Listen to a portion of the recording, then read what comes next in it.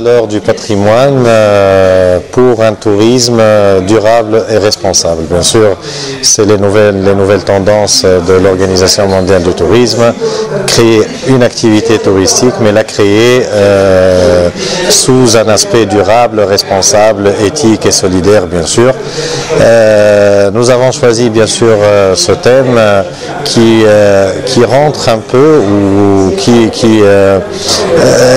reste le grand titre des itinéraires culturels en général. Donc notre but principal, c'était de présenter pour une deuxième fois ou sinon pour une première fois après la Révolution l'itinéraire culturel, la route des Phéniciens, fondée donc il y a une dizaine d'années par des étudiants à travers la Méditerranée, en Italie, donc qui cherchaient bien sûr à créer un peu cet itinéraire ou de recréer ou de retracer cet itinéraire des Phéniciens autour de la Méditerranée.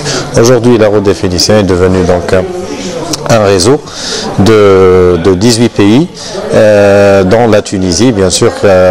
Nous avons la mère Carthage, donc, qui est la fille de Tyr au Liban. Donc c'est un point principal pour cette route des Phéniciens. Nous avons adhéré en tant qu'association des guides, association des guides touristique indépendant de Tunisie. C'est une association très jeune qui est née après la Révolution. Au fait, la route des Phéniciens, donc les 18 membres ou les 18 pays, donc bien sûr, chaque année on choisit 3 à 4 pays qui peuvent organiser une rencontre, on appelle toujours la rencontre de la route des Phéniciens, durant laquelle on organise d'abord la réunion du comité de pilotage qui est composé de 18 pays et en même temps on essaie d'évoquer un point ou un sujet au niveau du tourisme culturel se basant sur les itinéraires culturels et qui intéresse un peu le pays et la population locale aussi. Entre autres, on a choisi l'Institut des hautes études de Sidi Drif, donc de tourisme. Et ici, nous avons une population de guides et d'agents de voyage, donc de futurs guides et de futurs agents de voyage.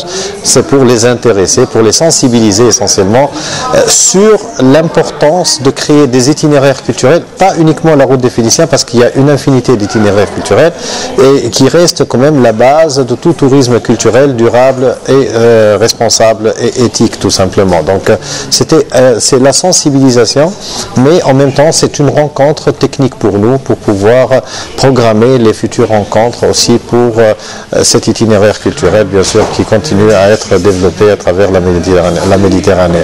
Donc notre association est très jeune. Avant la Révolution, donc on était et association et syndicat.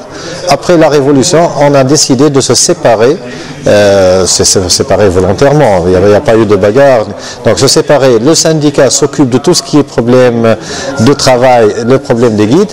D'un autre côté, l'association s'occupe et s'occupera de tout ce qui est manifestation culturelle, de tout ce qui est programmation de cycle de formation et de mise en valeur et mise en niveau aussi de la profession du guide touristique, tout simplement.